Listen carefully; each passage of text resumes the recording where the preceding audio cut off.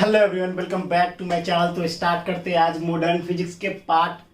आपका क्या है, सेकेंड है और पूरे बेसिक से लेकर चल रहा हो। क्लास 11-12 के बच्चे हो या एनडीए के या एयरफोर्स नेवी कोस्ट गार्ड या जेई के बच्चे हो, पूरे तगड़े तरीके से बताऊंगा। और नए देख रहे हो ना तो देख लेना भाई, ताल के तरीके से पढ़ाऊंगा। पूरा लेक्चर देख के आना, याद करवा दूंगा, ब्रेन में सीधा आ जाएगा, ब्रेन में चला जाएगा। देखिए सबसे पहले बात करते हैं, कल मैंने बात किया था कैथोड रेज के बारे में, उसके प्रॉपर्टीज के बारे में। आज बात करेंगे पॉजिटिव रे के बारे में। देखिए पॉजिटिव रे के साथ साथ आज डी ब्रोगली रिलेशन ही पढ़ेंगे। इसके एक्सप्लेनेशन चाहिए तो बोल देना, डी ब्रोगली रिलेशन का एक एक्सप्लेनेशन करूंगा, टेंशन ना लो। आइंस्टाइन के द्वारा क्या क्या बोला गया था सब बता दूंगा, टेंशन ना लो।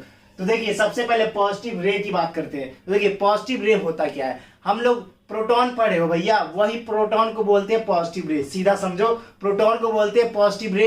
और साथ में आपको याद होगा कि पॉजिटिव रे का जो आविष्कार किसने किया था, आपका गोल्डस्टीन साहब ने। गोल्डस्टीन साहब ने पॉजिटिव रे का आविष्कार किया था। देखिए पॉजिटिव रे में है क्या आखिर।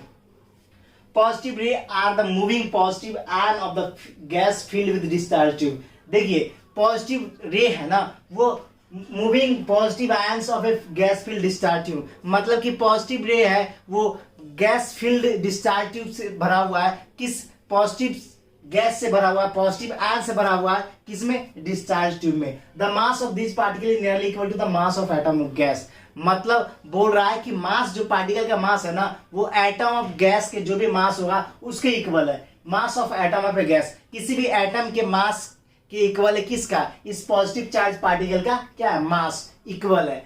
यही समझना है कि पॉजिटिव चार्ज पार्टिकल जो है सिंपली एक क्या है, आयन है। मतलब कि पॉजिटिव आयन है जो किसी भी डिस्चार्ज ट्यूब में रखा गया है, जिसका मास जो है इक्वल है किसके, किसके इक्वल है भैया, मास ऑफ एटम ऑफ गैस के इक्वल है। ठीक है, इतना समझ लो। और पॉजिटिव चार्ज, पॉजिटिव यहाँ पर रेज लिखा ना, वही पॉजिटिव रे को बोलते हैं प्रोटॉन। और प्रोटॉन किसके द्वारा इन्वेंट किया गया था, गोल्डस्टीन साहब के द्वारा। देखिए positive ray were discovered by Goldstein. Goldstein साहब के द्वारा पॉजिटिव रे डिस्कवर्ड किया गया था। अब देख लीजिए इसके कुछ प्रॉपर्टीज होते हैं, जो प्रॉपर्टीज आपके एग्जाम में, पेपर में, क्लास 12 वाले बच्चे होंगे तो उनके सीधा 5 नंबर पूछ लिया जाएगा। अगर आप कॉम्पिटेटिव के बच्चे होंगे तो कॉम्पिटेटिव के लिए आपके इंपॉर्टेंट होगा, जितने भी प्रॉपर्टीज है उससे क्वेश्चन आता है। देखिए मैक्सिमम बार पूछा गया है, positive ray are deflected in electric field और मैग्नेटिक फील्ड। मैग्नेटिक फील्ड में भी, इलेक्ट्रिक फील्ड में भी डिफ्लेक्टेड करता है। ये पॉजिटिव चार्ज होते हैं। देखो दीज कंसिस्ट ऑफ प्रॉपर्टीज, समझो, these consist of fast moving positive charge particle.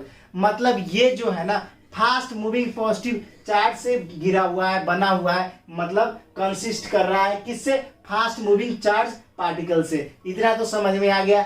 These raise are deflected, वही बताना आपको, ये जो रेज होते हैं ना, इलेक्ट्रिक और मैग्नेटिक फील्ड दोनों में डिफ्लेक्ट करते हैं। ये चीज जानना जरूरी है, इंपॉर्टेंट है। एंड इट, और जो ये जो आपका पॉजिटिव चार्ज होते हैं ना, वो ट्रेवल किस में करते हैं, स्ट्रेट लाइन में ट्रेवल करते हैं मेरे भाई, स्ट्रेट लाइन में। कभी कभी पेपर में पूछ दिया जाए कि पैराबोलिक पाथ फॉलो करते हैं या रेक्टेंगुलर पाथ फॉलो करते हैं, आपको बोलना है कि स्ट्रेट लाइन फॉलो करते हैं।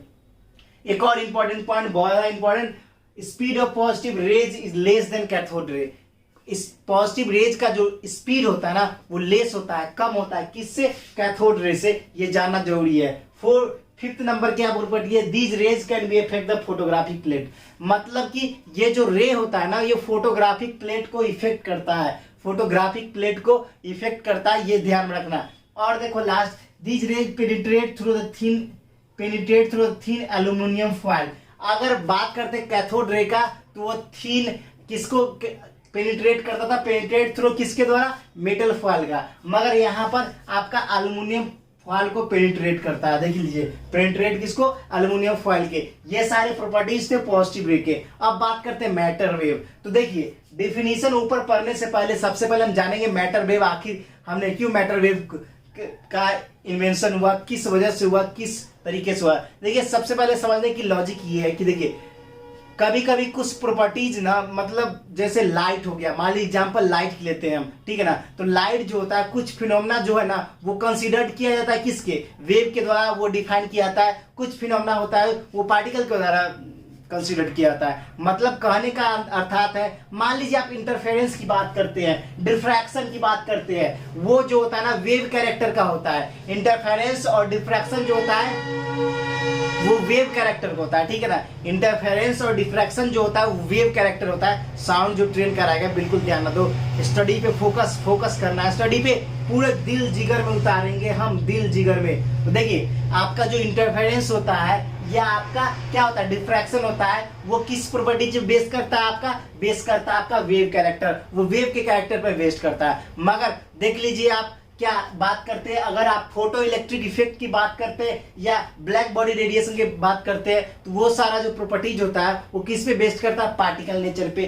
तो अब ये फंडा में आ गया कि लाइट को आखिर दे क्या, वेव नेचर है या पार्टिकल नेचर है। तो एक्चुअली इसका जो फिनोमेना, कोई फिनोमेना इसका डिफ्रैक्शन इंटरफेरेंस का फिनोमेना बेस्ड किस पे था, आपका वेव था, वेव पर। मगर कुछ फिनोमेना जो इसका था, जैसे आपका ब्लैक बॉडी रेडिएशन हो गया, चाहे फोटो इलेक्ट्रिक इफेक्ट हो गया, ये बेस्ड था आपका पार्टिकल नेचर पे। तो अब बोला किसको जाए, अब क्या बोला जाए इसको, अब इसी को डिफाइन करने के लिए मैटर वेव का इन्वेंशन बेसिकली किया गया। तो मैटर वेव बेसिकली यही एक्सप्लेन करता है कि जो आपका लाइट जो है पार्टिकल नेचर भी है और वेव नेचर है। मतलब कहने का लाइट ड्यूअल नेचर का होता है, मतलब पार्टिकल का भी होता है, वेव का होता है। पार्टिकल का कब होता है, जब फोटो इलेक्ट्रिक इफेक्ट होता है या आपका ब्लैक बॉडी रेडिएशन होता है। और आपका वेव नेचर का कब होता है, जब इंटरफेरेंस होता है उस टाइम होता है। तो ये चीज आपको इंटरफेरेंस डिफ्रैक्शन उस टाइम होता है। तो ये चीज आपको दिल जहां जिगर में उतर गया कि नहीं मेरे भाई, सिंपल लॉजिक है। वही चीजों को अब यहां पर लिख रखा है। In the case of light some phenomena like diffraction and interference can be explain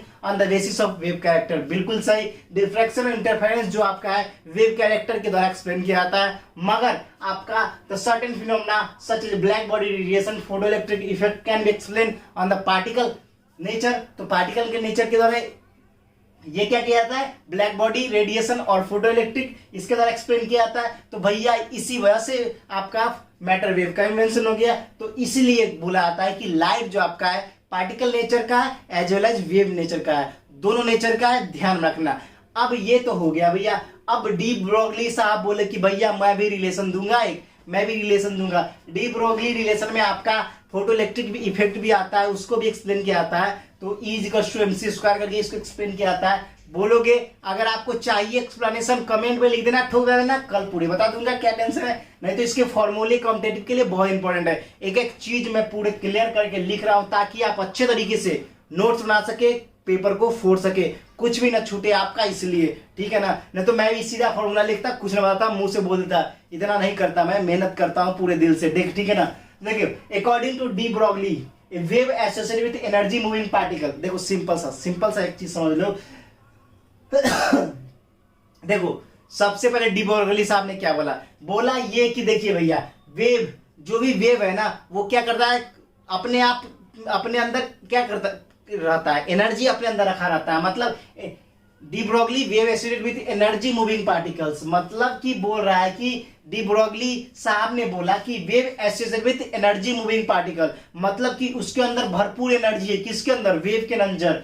and these where called de Broglie waves. मतलब सिंपल सा लॉजिक है, डी ब्रोगली साहब ने ये बोला भैया जो वेव होता है ना, वेव के अंदर ना लार्ज अमाउंट ऑफ एनर्जी होते हैं, लार्ज अमाउंट ऑफ एनर्जी होते हैं, और उसी वेव को बोलते हैं डी ब्रोगली वेव्स, और उसी वेव को बोलते हैं डी ब्रोगली वेव।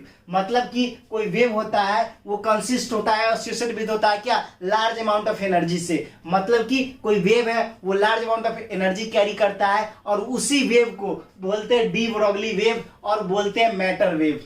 अब उसी वेव को क्या बोलते हैं, मैटर वेव या डी ब्रोगली वेव। तो देख लीजिए मैटर वेव क्या है भैया, मैटर वेव कुछ ना है, सिंपल सा एक वेव जो अपने अंदर, मैटर वेव वो बोलता है कि कोई भी वेव ऐसा जो अपने अंदर किसी भी एनर्जी एसोसिएट करता है, उसके अंदर एनर्जी स्टोर्ड होता है, तो उसी वेव को क्या बोलते हैं आप, डी ब्रोगली वेव और आपका मैटर वेव। तो ये wave associated with energy with particles, मतलब एनर्जी मूविंग पार्टिकल्स, मतलब उसमें एनर्जी है, एनर्जी मूविंग पार्टिकल होता है कौन, wave is associated with energy moving particle, ठीक है ना, एनर्जी मूविंग पार्टिकल होता है, तो उसी को बोलते हैं हम डी ब्रोगली वेव और मैटर वेव। सिंपल सा फंडा समझ में आ गया, कुछ नहीं करना है, सिंपल सा एक मैटर वेव है आपका। मैटर वेव किसको बोलते हैं, तो वेव एसोसिएटेड विद एनर्जी, किस उसके अंदर एनर्जी होगा मूविंग पार्टिकल्स के अंदर